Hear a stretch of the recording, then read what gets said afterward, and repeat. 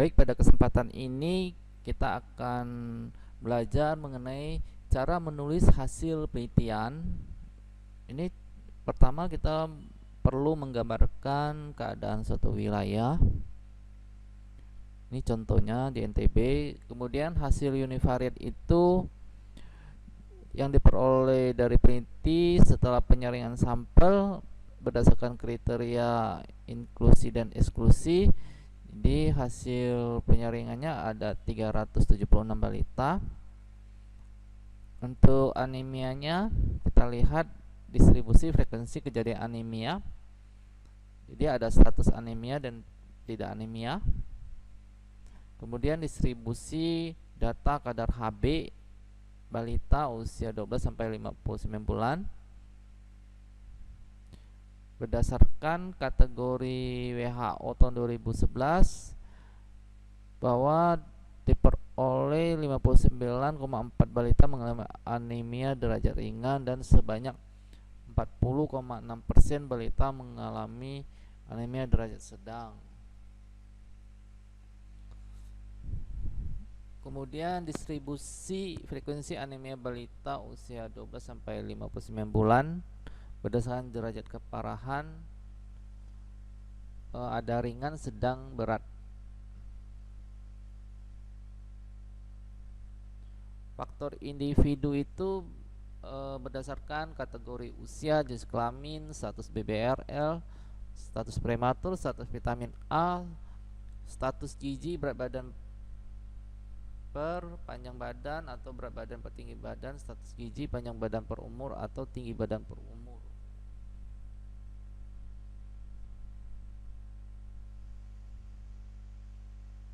Ini distribusi berdasarkan faktor risiko usia, jenis kelamin, status BBL, status prematur, kecukupan vitamin A, status gizi, berat badan per panjang badan atau berat badan per tinggi badan. Gizi lebih itu standar deviasinya lebih besar 2 standar deviasi, gizi normal minus 2 standar deviasi sampai plus 2 standar deviasi. Gizi kurang dan gizi buruk. Kemudian status gizi menurut panjang badan per umur atau tinggi badan per umur. Kalau panjang badan per umur itu kita melihat normal atau adanya stunting atau tidak.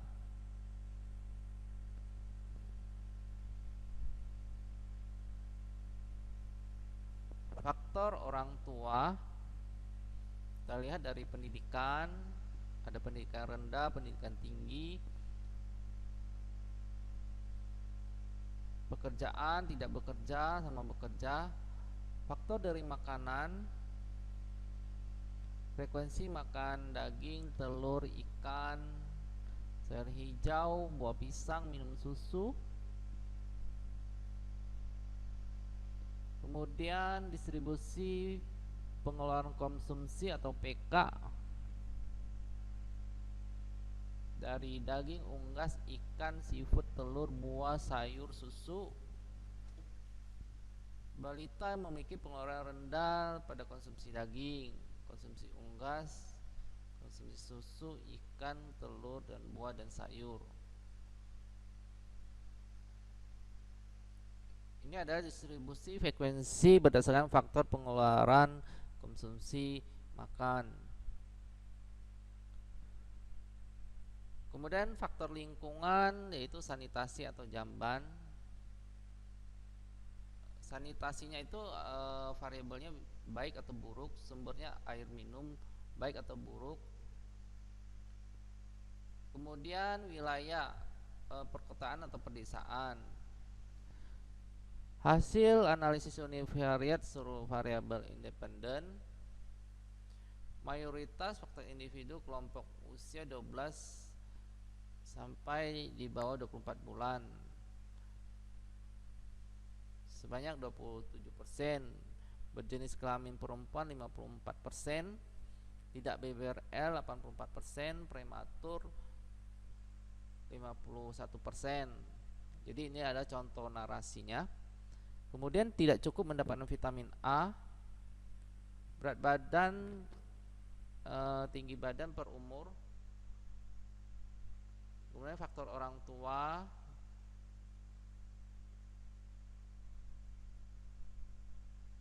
kemudian berdasarkan faktor makanan, berdasarkan pengeluaran konsumsi. Hasil analisis univariat faktor risiko terkait anemia pada balita. Ini hasilnya ada variabel usia, jenis kelamin, status BBRL, status prematur, kecukupan vitamin A, status gizi menurut berat badan per panjang badan.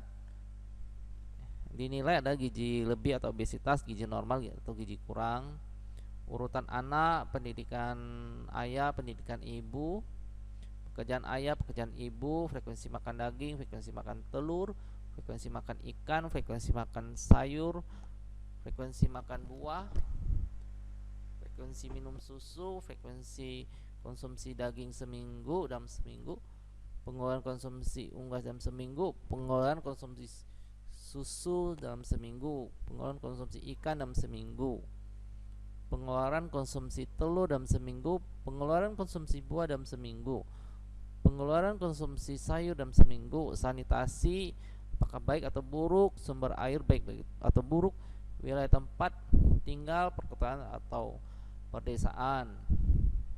Itu adalah hasil univariat. Kemudian kita lihat hasil bivariat dengan uji chi-square berdasarkan masing-masing variabel independen terhadap variabel dependen, yaitu anemia pada balita. Uji chi-square dapat menunjukkan perbedaan persentase antara kelompok sehingga dapat menggambarkan proporsi kejadian anemia berdasarkan masing-masing variabel independen. Nilai P yang diperoleh melalui uji ini jika bernilai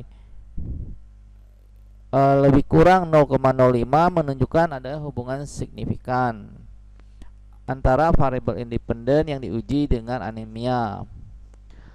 Hubungan faktor individu dan kejadian anemia, jadi status anemia dan tidak anemia, dengan usia. P-value-nya 0,001. Ini kita lihat P-value-nya. Ini yang dibintangin itu artinya signifikan.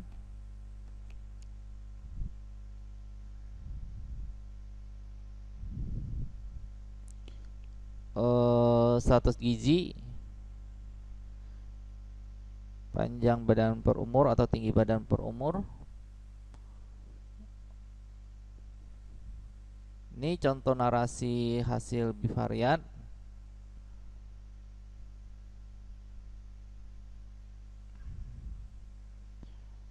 Balita yang termasuk stunting menunjukkan proporsi kejadian anemia lebih besar dibandingkan balita normal, yaitu 67,6% dibandingkan dengan 57,1%.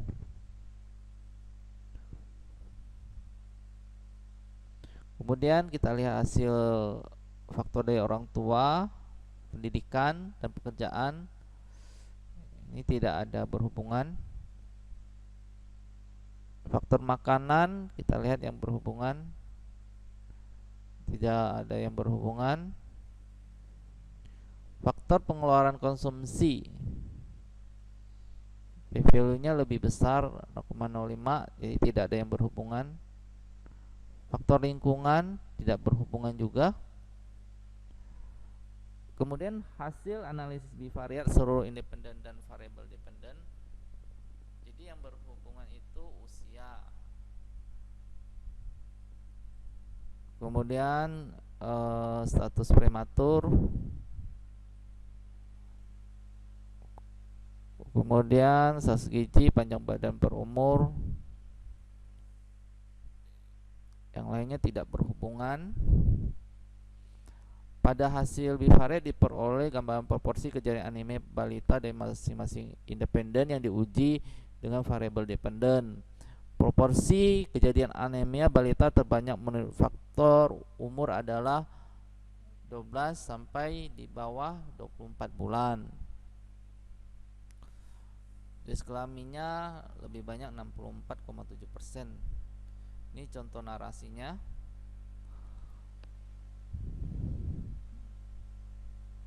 Pada uji bivariat juga diperoleh variabel independen yang berhubungan secara statistik dan anemia melihat p-value 0,05.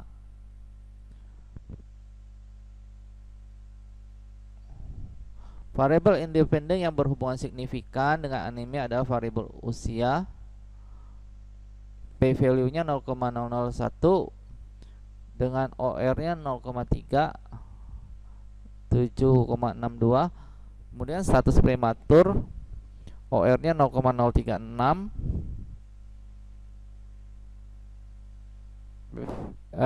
Kemudian status gizi menurut panjang badan per umur, p-value-nya 0,049.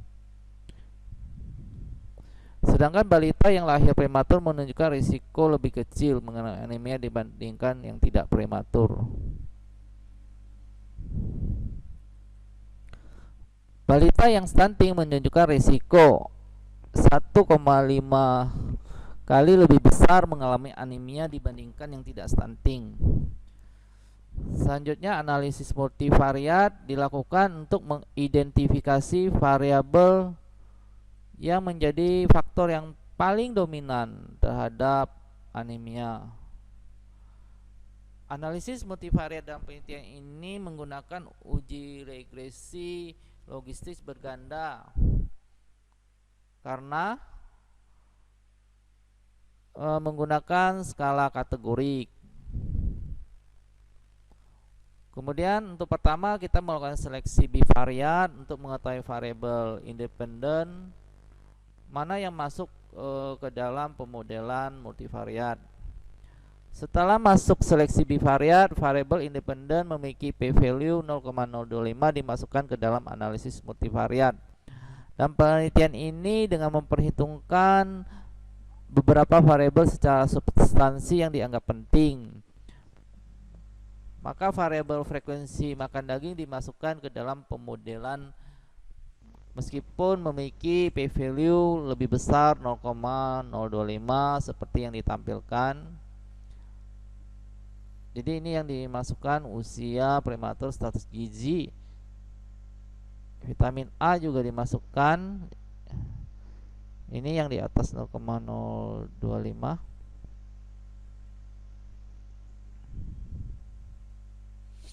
Pemodelan multivariat.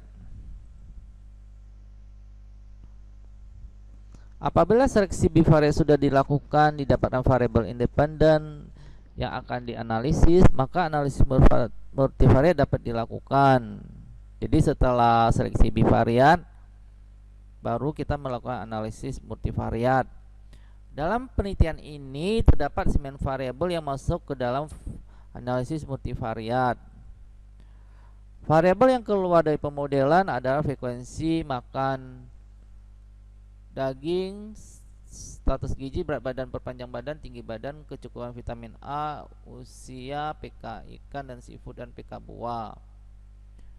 Kemudian pada analisis ini dilakukan uji interaksi antara usia dengan status prematur dan usia dengan status gizi, panjang badan per umur.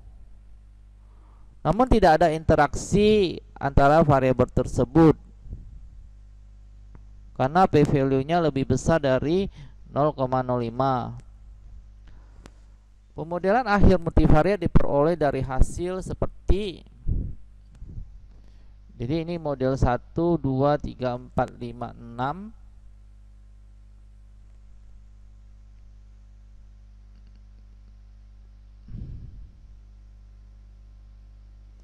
Setelah itu kita melakukan uji interaksi. Setelah didapatkan model terakhir multivariat, uji interaksi yang diduga secara substansi ada interaksi dengan variabel lain. Variabel yang diuji adalah faktor yang paling dominan, usia, dengan variabel status prematur. dan usia dengan panjang badan per umur, usia dengan wilayah tempat tinggal. Didapatkan hasil p-value usia prematur adalah 0,29 dengan status gizi panjang badan per umur 0,743, kemudian antara usia dengan tempat tinggal 0,06. Nilai P yang diperoleh 0 lebih besar 0,05 sehingga tidak ada interaksi antara variabel yang diperoleh model akhir tanpa adanya interaksi. Ini uji interaksi pada model akhir multivariat.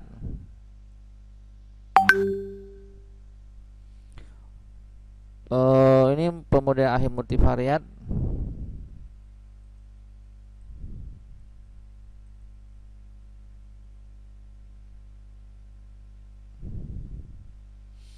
Setelah analisis multivariat selesai, didapatkan model akhir dengan faktor determinan kejadian anemia.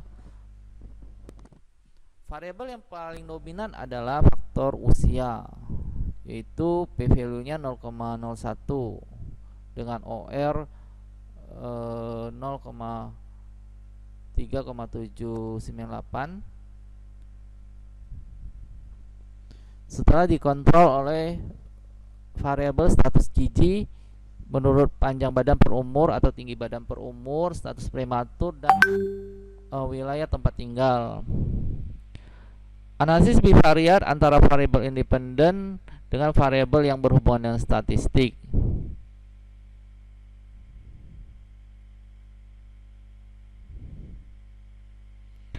Untuk mengetahui variabel apa saja yang secara tidak langsung berhubungan dengan anemia, dilakukan analisis bivariat pada variabel yang berhubungan statistik dan dengan variabel independen lainnya. Jika nilai P yang berhubungan dengan statistik dan nilai OR yang ditunjukkan pada tabel 521 ini, hasil P berhubungan statistik dengan OR.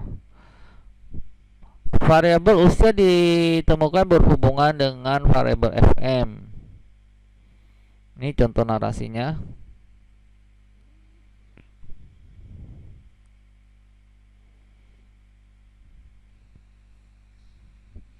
Kemudian itu adalah cara menuliskan hasil dari penelitian. Kemudian kita akan melihat bagaimana cara menulis di abstrak.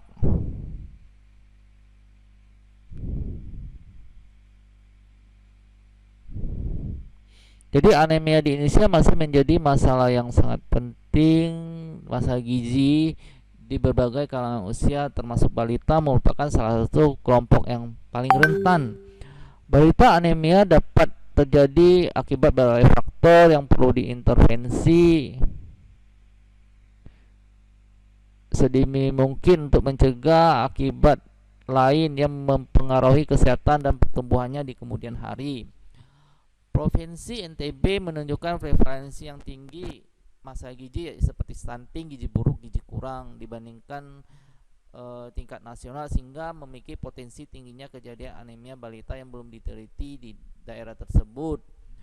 Penelitian ini bertujuan untuk mengetahui faktor risiko terjadi anemia pada usia 12-59 bulan berdasarkan faktor individual, faktor orang tua, faktor makanan, dan faktor lingkungan. Data diperoleh dari IFLS 5, dilakukan oleh R&D Corporation sebanyak 376 di NTT. Penelitian dilakukan dengan analisis kuantitatif secara univariat, bivariat, dan multivariat. Hasil penelitian diperoleh faktor risiko dominan anemia adalah usia dengan p-value 0,01.